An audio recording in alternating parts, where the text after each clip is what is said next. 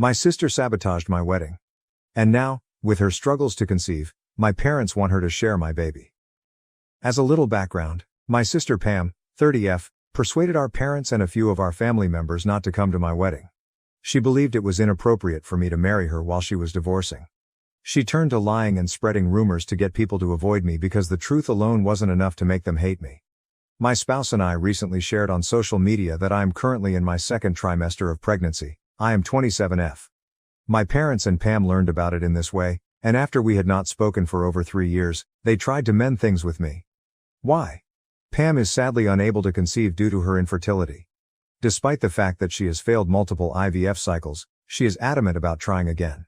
Pam does not believe that surrogacy or adoption are the best options for her at this time. Since I'm expecting a child, my parents thought it would be beneficial to make amends with Pam so she could spend time with a child who is not directly linked to her. They even proposed that the child have 2 mothers, saying that this would benefit me because I would receive more assistance. My parents really only want to pretend to be a happy family, now that Pam is unable to have children of her own. During the call, I was able to see through their phony politeness. I informed them that I would not accept this idea and that it was completely irrational to expect me to comply. To be honest, it was ridiculous that they even believed I would think about letting Pam act as the mother of my future child. I clarified that they shouldn't have done it because I was expecting a baby and they wanted to give Pam a plaything, but rather because they truly loved me and were sorry for how they treated me. They took issue at what I said, claiming that Pam was prepared to volunteer for her future niece or nephew and that they were just providing assistance because they knew I would require assistance when the kid was born. They said I was being too harsh and that it was all perfectly innocent. I replied that my husband and in-laws were already providing me with all the assistance I required because I was the mother. They should keep avoiding me in the future if it was easy for them to do so in the past. Here's where I might have gone too far. I suggested that Pam might not be able to conceive because she was a horrible person and wouldn't be a good mother. My parents, a few family members, and of course Pam herself sent me a ton of texts after that call. They all demand that I should apologize to them, claiming that what I said was needless and unkind. I shouldn't kick people when they're already down, they say. The issue is that I can still clearly recall every event leading up to my wedding, and I harbor deep animosity toward Pam for her actions. I find it hard to feel bad about what I said. To put things in perspective, while I was organizing my wedding, Pam had already been married for 2 years. Prior to their marriage, she and her ex-husband had been dating for 3 years, and she had always understood his desire to live a childless life. When they began talking about their future after a year of dating, it was among the first things she brought up to our parents. Even though I was in the room at the time, they continued their chat as usual, acting as though I wasn't there. Another problem is that even as a child, Pam and I have never gotten along. She has always been the beloved daughter of our parents. When we were younger, we used to quarrel a lot, but eventually we just learned to ignore one another. She therefore knew for a fact that she wanted children in the future, even if she was telling our parents that her ex-boyfriend preferred a childless existence. In the end, they agreed to bring up the subject again when they were married, and she hoped that by then, he would have changed his mind. She tried to persuade him to have children, but he refused to change his views, and they started fighting a lot. She would frequently look very distraught at family gatherings and tell about how hard it was to stay with him all the time. Her decision to wed a man who had made it apparent that he didn't want children was, in my opinion, her fault. It was she who thought she could make him reconsider. However, she had no right to hold him responsible when she was unable to. Naturally, I kept all of this to myself since I knew it would just cause more problems. I tried to persuade him for a few months before my parents informed me that Pam had returned to live with them permanently following a heated argument with her husband.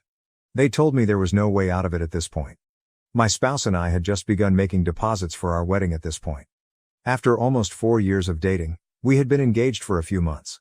We had waited until we were both comfortable in our employment, even though we had been prepared for marriage for a while.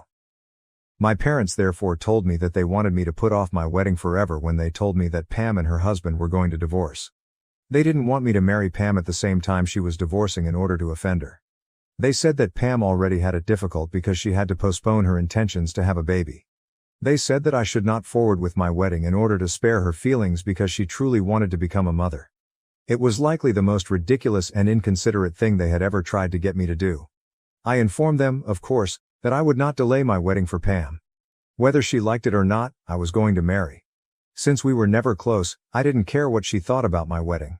But my choice did not sit well with my parents. They were upset because I wasn't prepared to put their beloved daughter's sentiments ahead of my own wedding arrangements. They warned me that they wouldn't go if I didn't postpone the wedding. I knew my parents had a soft place for Pam, but I never imagined they would go to such lengths for her, so that was incredibly upsetting and devastating to me. Nevertheless, I accepted it and informed them that they may do as they pleased. Pam wasn't content, even though it should have been the end of it. She didn't like that I was getting married, so she made sure the rest of the family didn't come either. She initially only tried to win people over by saying that it was rude of me to get married while she was going through such a difficult period. Although the majority expressed sympathy for her, they did not specifically state that they would not attend my wedding. She made the decision to step it up after realizing this. She began spreading stories about me because the truth wasn't contentious enough. Pam started claiming that I had been persuading her husband to divorce her because I was envious of her and couldn't bear the idea of her having a child before me. I had never been friends with her spouse, so the allegations were ridiculous. If he and I had ever gotten close, I genuinely doubt Pam would have married him at all. People began to believe her, though, for some reason. She even claimed that I had been bothering her by convincing her spouse that he would be happier without her and manipulating him to leave her. Pam claims that I was to blame for his lack of desire for children since I had reportedly persuaded him that having no children was the way to go for our generation. All of it was false. I assume she lied so firmly that others started to believe her, even though I hadn't really engaged with my brother-in-law when he was married to Pam. Many folks turned down my wedding invites. A couple of my supportive cousins and other family members told me about Pam's comments, so I already knew why. I wasn't shocked to learn that no one provided me with a detailed explanation for their refusal. Only a few relatives and a few individuals from my side of the family came to my wedding. Everyone else was either a friend or a co-worker. On the bride's side, the attendance was dreadfully poor. In the weeks before the wedding, I recall being really furious about all of this. Many individuals had already made up their minds, and some had even blocked me, but I knew I could try talking to them and being honest. I didn't bother because it would have been my word against hers. Fortunately, my spouse, friends, and in-laws were there to support me on the wedding day. I barely noticed that so many of my family members weren't present because they made sure I had so much fun. I haven't forgiven Pam for what she did though, simply because I had a good time on my wedding day. She was vengeful and vicious in what she did. She made sure I wasn't happy just because she didn't get her way, which was quite typical of her. She had been like way since she was a child, but most people get over those habits, especially by the time they are in their late 20s. Regretfully, I am unable to say the same for her. I cut her and my parents off entirely after that incident, and my animosity toward them only deepened. I saw Pam's ex-husband for the first time since their divorce around a year later. One day while my husband and I were out to lunch, we noticed him eating with some of his coworkers. We weren't expecting him to greet us, so it was a little awkward, but he approached our table, congratulated us on our wedding, and expressed regret for not being there. He clarified that it was because of my sister's predicament. We were also courteous because he was chit-chatting, and my husband even made a joke about how he might as well have come because Pam didn't show up. Pam's ex-husband then appeared truly perplexed. At that point, we began discussing the events leading up to the wedding. He revealed how Pam had repeatedly postponed the mediation sessions and postponed the divorce by claiming she was too preoccupied with getting ready for my wedding. When her ex-husband learned she hadn't even gone, he became perplexed. Her sudden interest in my wedding had surprised him, but he had refrained from confronting her because he didn't want to accuse her of postponing the divorce out of fear. He just dealt with everything as calmly as he could. We discussed the facts after he gave us his version of events, which included Pam's failure to attend the wedding, her spreading false information about me, and her accusation that I was attempting to end her marriage. After expressing his shock that Pam would act in such a manner, he revealed the true cause of their split. It was a far deeper issue than a dispute over having kids. After months of arguments about whether or not to have children, her ex-husband finally began to take her point of view into consideration and was on the verge of changing his mind. She told him something that made all the difference the day he made the decision to talk to her about it. She appeared ecstatic when he informed her that he was at last prepared to think about being a parent. Then, in what she believed to be a jest, she said that he would have had to accept it sooner rather than later, even if he hadn't been prepared. She acknowledged that she had surreptitiously stopped taking her birth control pills without notifying him when he asked her to explain. She might have gotten pregnant if they had kept going that way, making plans for him to simply deal with it. He was unable to accept this perverse scheme. She had deceived us into believing that their disagreements were solely about having children, but in reality, their most recent dispute had been about her treachery. Pam made an effort to make it seem lighthearted, but it didn't make her actions any less serious. In essence, she was attempting to trick him into becoming pregnant so that he would be forced to accept the pregnancy at any time. My husband and I were more clearer on why she had behaved so erratically around the time of our wedding after that talk with her ex-husband. She was aware that she was to blame for her divorce. She could have kept it to herself and none of this would have occurred, even if she had taken the risky decision to stop taking her birth control. She may have even given birth to a child with her spouse, but she ruined everything for herself before venting her frustration on me. I became much more resentful of her after discovering all of this. I had the option of telling my parents and other family members the truth, but I decided against it. I had already severed my connections with people who hadn't been at my wedding by that point, and to be honest, I just wanted to get on with my life. I made the decision to remain silent and continue. But to be honest, I don't feel bad about what I said because I hate her so much. I genuinely think it's fortunate that she hasn't been able to have children because I don't think someone with her personality could be a decent mother. The fact that she and my parents only contacted me because I am pregnant and they wish to play happy family with my unborn child further bothers me. That simply will not occur. Regarding the notion of my child having two mothers, I concur with my in-laws and my spouse that it is not essential.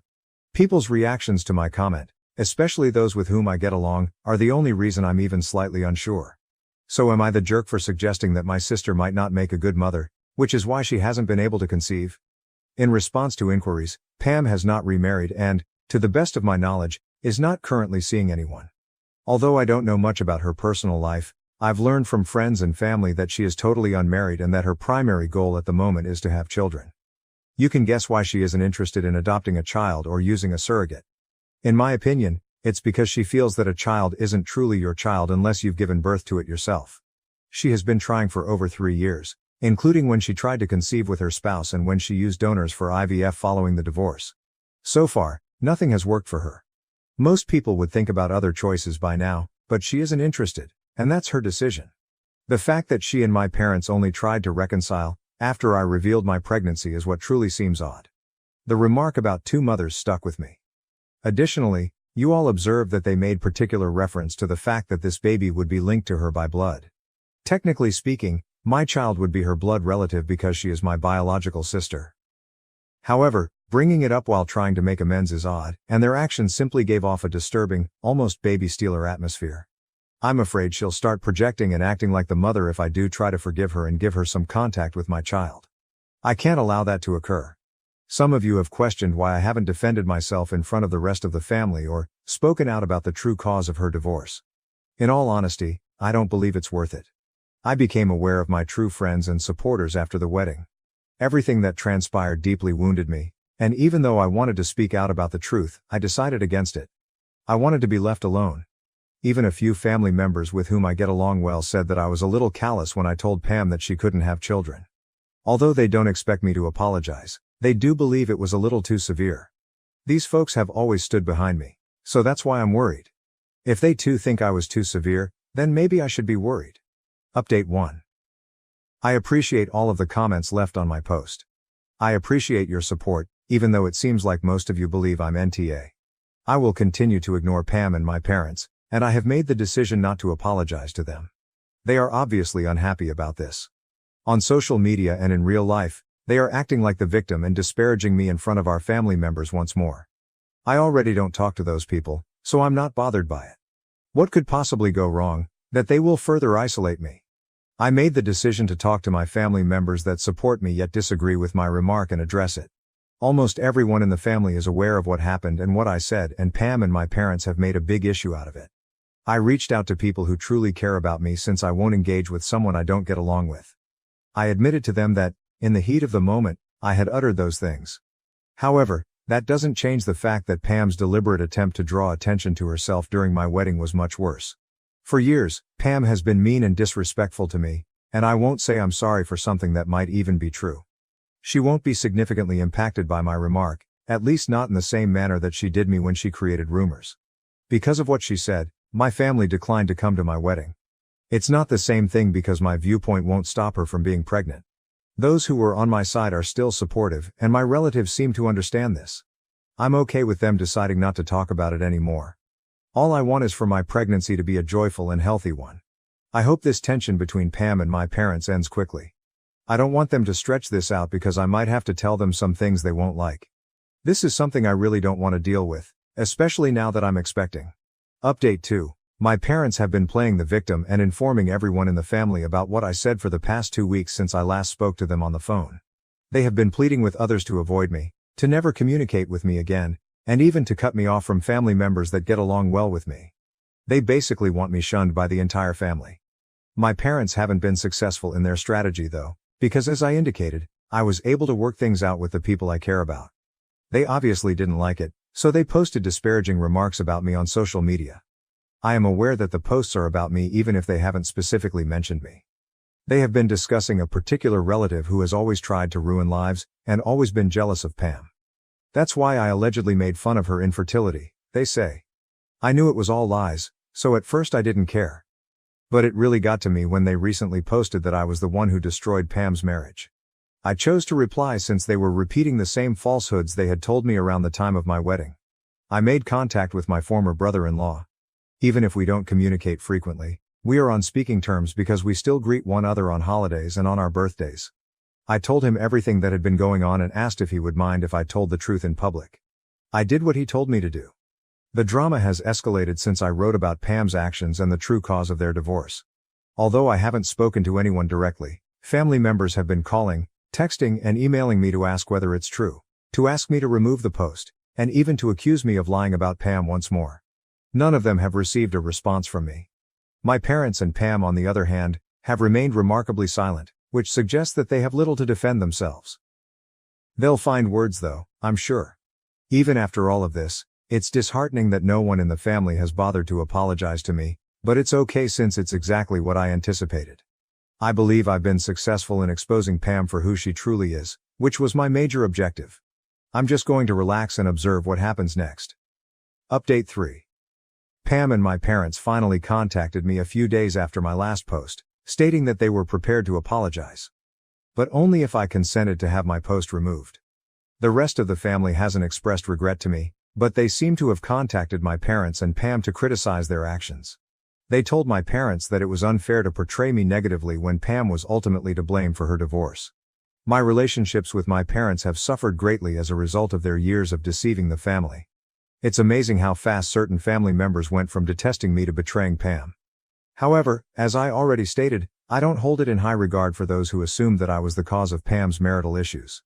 They're now equally eager to assume that she was at fault from the beginning. They still refuse to say sorry, and the majority of them have ceased getting in touch with me. No one is requesting me to remove the post, and no one is interested in knowing if I was speaking the truth. I replied to Pam and my parents that I would wait to remove the post until I felt like it. I don't care about their apologies anymore. I responded to their email correspondence and subsequently blocked them. They haven't made an attempt to get in touch with me since, but this morning I made the decision to remove the post, not for them, but rather because I don't want my social media accounts to be overflowing with posts about unimportant people. Retaliation isn't beneficial, and as I mentioned, I want a pleasant and healthy pregnancy journey. Furthermore, I believe that's sufficient punishment for Pam and my parents because they are who they are. I have family and friends who truly care about me, and my spouse and I are content. I really only need that. It doesn't really matter what my sister and parents are doing these days. I hope they understand after everything that has transpired that I don't want to interact with them ever again and avoid me. That's all I have to say, and considering everything that has happened, I doubt they will get in touch anytime soon. I'm grateful to everyone who has helped me, answered my messages and given me guidance. It is really important to me. Thank you for watching. If you haven't subscribed yet, please do so and hit the notification bell to stay updated with more shocking real-life stories happening around you.